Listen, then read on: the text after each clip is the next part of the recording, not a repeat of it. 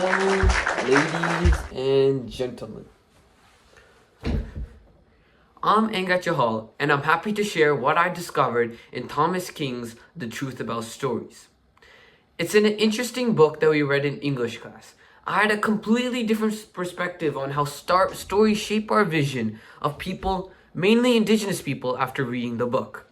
According to King, a lot of people hold bad stereotypes about indigenous people.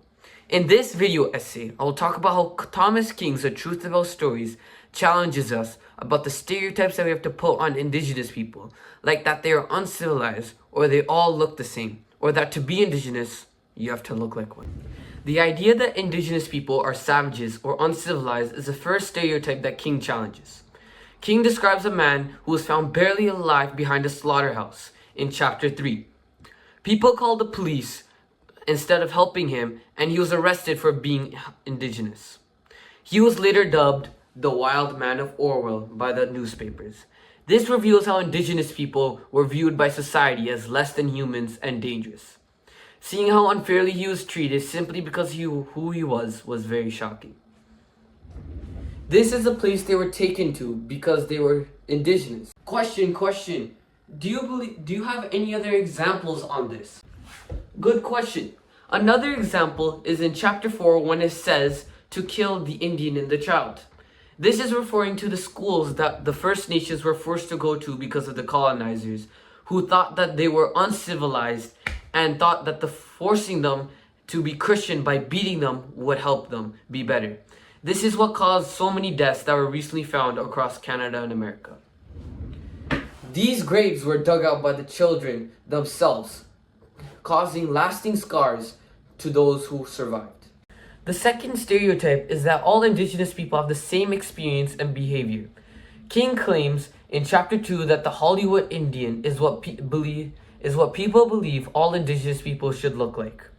With feathers, horses, and an accent, this stereotype was shoved by mainstream media in everyone's faces. In reality, however, indigenous people are from hundreds of different countries, cultures, and languages.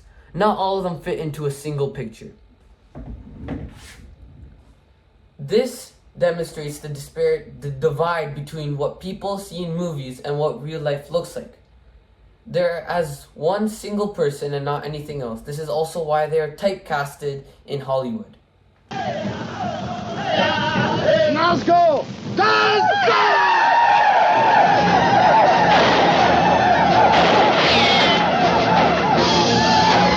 Scene you just saw is from the 1956 movie Searchers. It depicts First Nations with headwear and doing battle cries as they charge into battle. Hey, I have another question. Is that not what they're supposed to wear? Good question. Another very excellent question by this mysterious guy. Yes, there were many different cultures that wore many different headwear and some not at all. The problem was Hollywood, or that mainstream media, only showed one type, leading to this stereotype. The third point is that the government frequently uses documents or blood to determine who is indigenous. According to King, some people believe that in order to be indigenous, you must prove your ancestry or have a status card. However, he clarifies that being indigenous is more than just identifying with official documents. It's about your ties to culture, community, and stories. This is significant because people lived experience, not merely external regulations, should be the source of true identity. This gesture to powwow is what really matters. You don't need a card to belong to culture. The Truth About Stories by Thomas King shows us the strength of stereotypes.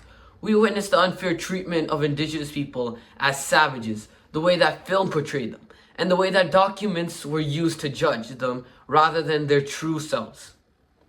I learned from this book how critical it is to challenge the narratives we are given and create room for authentic, varied voices. I hope this video makes you reevaluate the stories you believe and the need to replace damaging stereotypes with respect and the truth.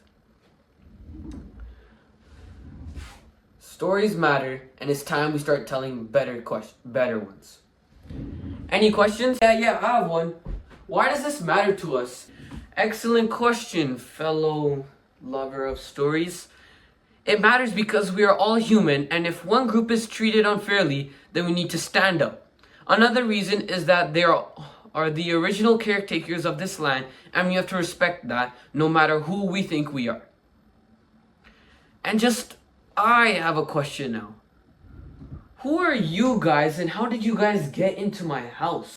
Good question. I have no idea. Gotta go.